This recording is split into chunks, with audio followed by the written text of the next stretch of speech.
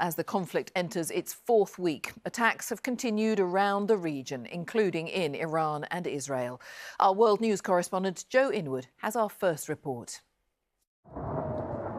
This does not feel like a war that's de-escalating. Whoa! This afternoon, the Israeli town believed to host their nuclear arsenal was hit by an Iranian ballistic missile. Retaliation, Tehran said, for a strike on one of their nuclear facilities. It was not the only attack that expanded the scope of this war.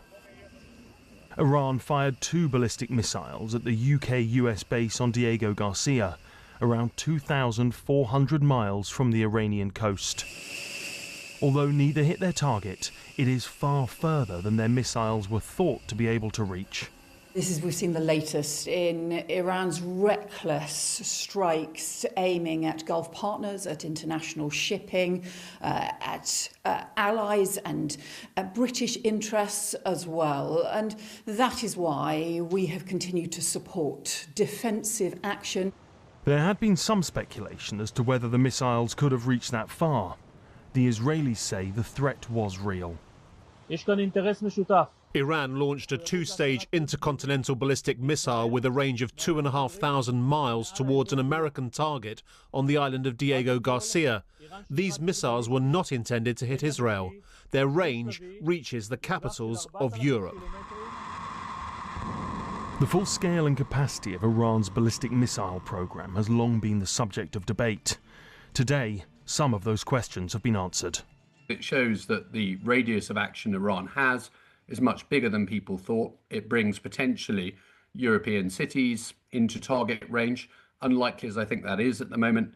And it certainly complicates the job of missile defense across that area and focuses the thinking of European capitals.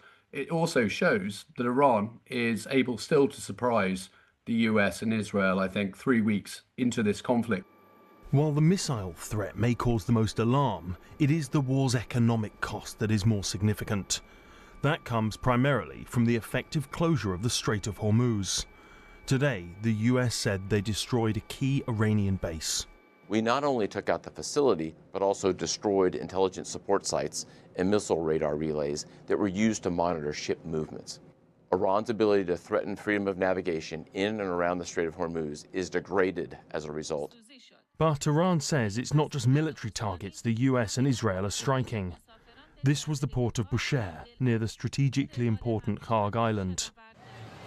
Donald Trump has repeatedly said that Iran's military has been all but destroyed and that he may soon call an end to this war.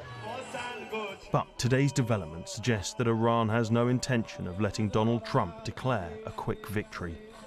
Joe Inwood, BBC News. Well, as we heard, the US said there Iran's ability to threaten ships in the Strait of Hormuz has been degraded after the US bombed an underground military facility this week. But the vital channel has been effectively closed to most commercial shipping for nearly 3 weeks now, and that is impacting the cost of living. Today, the National Farmers Union warned that food prices in the UK are likely to rise. Here's Ezra Carr.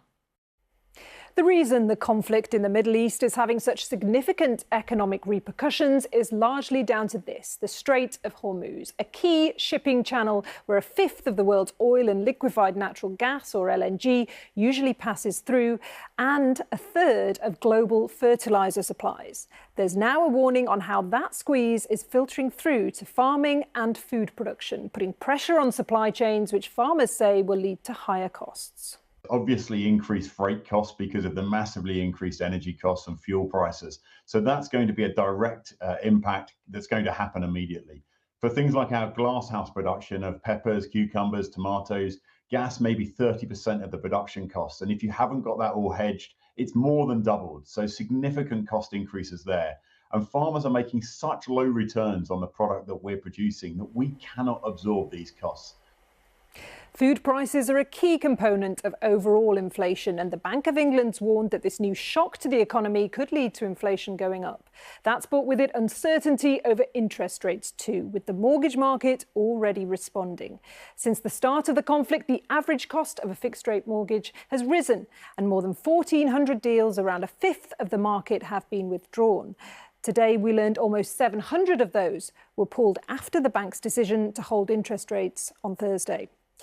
From food to fuel, concerns growing over rising prices. Today, the Foreign Secretary accused Iran of a reckless attempt to hijack the global economy. The Prime Minister is expected to hold an emergency meeting next week with the Cabinet and the Governor of the Bank of England to discuss how to deal with the effects of the war on UK household budgets. Our business reporter, Esset Carr there. Well, let's pick up on that with our political correspondent, Damian Grammaticus. So that meeting coming up this week, what is likely to be discussed, Damian? Jane, the Foreign Secretary already saying today that the impact on the cost of living for families here is the government's top domestic priority. And if you step back and think, before this war, the government was hoping that this would be a period when it would have more of a story to tell about falling inflation and falling interest rates, and the opposite is now predicted. So that meeting this week, yes, looking at probably household energy prices. We already have, of course, the energy cap. That's coming down in a few weeks. Support for those using heating oil. But what to do if there are sustained price rises in future? Universal help or targeted help? That's the kind of thing we think they might be looking at. Food prices mentioned there. The Governor of the Bank of England present signals that things like household borrowing, business borrowing, government borrowing costs, all in the spotlight as well. Though this shows why the government is so keen to see an end to this. While G7 countries have said today, including the UK, they want this ended quickly, why the government has agreed just yesterday that the US can now target shipping and try to protect shipping in the Persian Gulf, the Strait of Hormuz. But it's also why the UK government does not want to get further drawn into the conflict and says absolutely it will not be getting in offensive actions. It doesn't want to see that spiral continue.